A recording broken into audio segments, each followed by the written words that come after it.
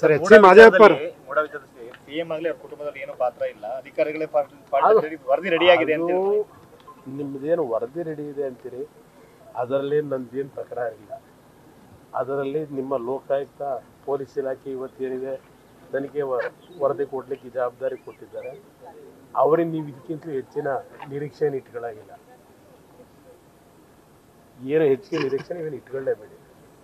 ಈಗ ನೋಡಿ, ನನ್ನ ವಿಷಯದಲ್ಲಿ ತಗೊಳ್ಳಿ, 1983, 84, 85 ನಾನು ಚಿತ್ರರಂಗದಲ್ಲಿ ಹಂಚಿಕೆದಾರನಿದ್ದಾಗ 45 ಎಕರೆ ಭೂಮಿ ಖರೀದಿ ಮಾಡಿದೆ. 1985 ಅದೆಂಥದ್ದು ನನ್ನ ಭೂಮಿ. ನಾನೇನೋ 200 ಎಕರೆನೋ 300 ಎಕರೆನೋ ಅದೆಷ್ಟೋ ಎಕರೆ ಲಪಟಾಯಿಸ್ಬಿಟ್ಟಿದ್ದೀವಿ ಅಂತೇಳಿ. ಇವತ್ತು SIT ರಚನೆ 5 ಜನ, ಒಬ್ಬ ರೀಜನಲ್ ಕಮಿಷನರು, ಒಬ್ಬ DLRO ಯಾರೋ DDLRO, 5 ಜನ SIT ಕಮಿಟಿ. ನನ್ನ ತೋಟಕ್ಕೆ ಹೋಗ್ಬೇಕು ಅಂತಾರೆ, ನನಗೆ ಬಂದು ಇನ್ಫಾರ್ಮೇಷನ್ನು. ಒಂದು ಸರ್ವೆ ಮಾಡಬೇಕಾದ್ರೆ ಒಂದು ನೋಟಿಸ್ ಕೊಡಬೇಕಲ್ಲ, ಅದೇನೋ ಕೋರ್ಟಲ್ಲೇನೋ ಪ್ರತಿನಿತ್ಯ ನಡೀತಾ ಇದೆ. ಕುಮಾರಸ್ವಾಮಿ ಸಂಬಂಧಿಕರು ಅಂತ ಅಲ್ಲಿ ಕೋರ್ಟಲ್ಲಿ ರಿಯಾಕ್ಷನ್ ಇದೆ. ನಾನು ಅವ್ರ ರಿಯಾಕ್ಷನ್ ಬಗ್ಗೆ ಚರ್ಚೆ ಮಾಡಲ್ಲ. ದಾಖಲಾತಿಗಳು ಯಾರು ನೋಡಿದ್ದೀರಿ? 85ರಿಂದ ನಡೀತಾ ಇದೆ ಇದು. ಕಷ್ಟಪಟ್ಟು ಸಂಪಾದನೆ ಮಾಡಿ ಖರೀದಿ ಮಾಡಿರೋ ಭೂಮಿ ಇಲ್ಲ, ಅಲ್ಲೇನು ರೆಸಾರ್ಟ್ ಮಾಡಿಲ್ಲ.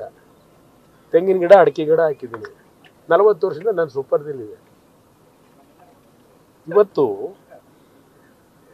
ವಿರೋಧ ಪಕ್ಷಗಳನ್ನ ಬಗ್ಗಬಡಿತೀವಿ ಅಂತ ಎದುರಿಸ್ಲಿಕ್ಕಾಗತ್ತ? ನನ್ನನ್ನು ಸರ್ಕಾರ ಕೇಳ್ತೀನಿ. ನೆನ್ನೆ ಅದು ಎಂಥದ್ದು ಪೊಲೀಸ್ ಫೋರ್ಸು ಎಲ್ಲರನ್ನೂ ತಗೊಂಡು ಹೋಗ್ಬೇಕು ಅಂತ ನಿರ್ಧಾರ ಮಾಡಿ ನಾನು ಕೇಳಿದೆ. ಅಲ್ಲಪ್ಪ, ಇಂಟರ್ನ್ಯಾಷನಲ್ ಸರ್ವೇಯರ್ನ ಯಾರಾದರೂ ಕರೆಸ್ಕೊಂಬಿಡಿ, ಆ ಭೂಮಿಲಿ ಏನಾದರೂ ಒತ್ತುಗಾಗಿದ್ರೆ ತಗೊಳ್ರಪ್ಪ. ನೀವು ನನಗೆ ನೋಟಿಸೇ ಕೊಡದೆ ನನ್ನ ಪ್ರಾಪರ್ಟಿ ನೀವು ಹೆಂಗೆ ಒಳಗಡೆ ಬರ್ತೀರಪ್ಪ ಅಂತ ಕೇಳ್ತೀನಿ ಕೆಲವು ಅಧಿಕಾರಿಗೆ. ಅವ್ರು ಹೇಳಿದ್ರು, ಒಪ್ಕೊಂಡ್ರು.